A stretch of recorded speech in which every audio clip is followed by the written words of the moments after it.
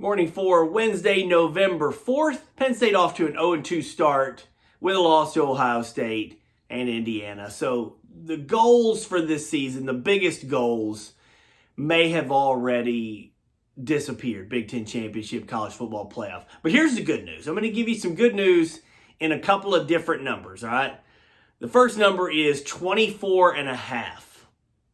The second number is scores 163-6.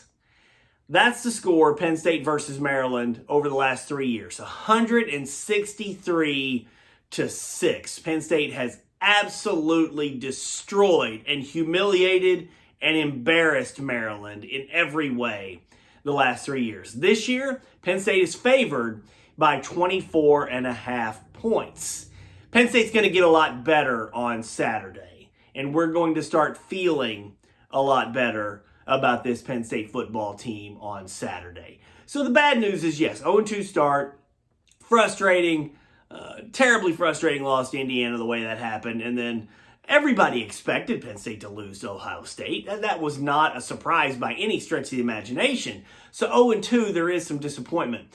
But however you feel about this Penn State football team, you're probably going to feel differently on Saturday after they pound Maryland once again. Now, will Penn State win by 24.5 points or cover that line?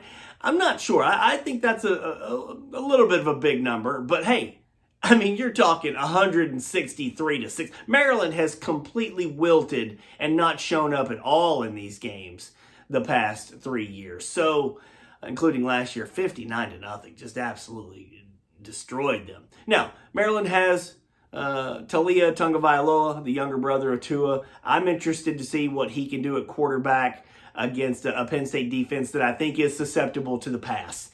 If Taulia can come out and throw the ball very well, maybe Maryland can make things a little bit closer.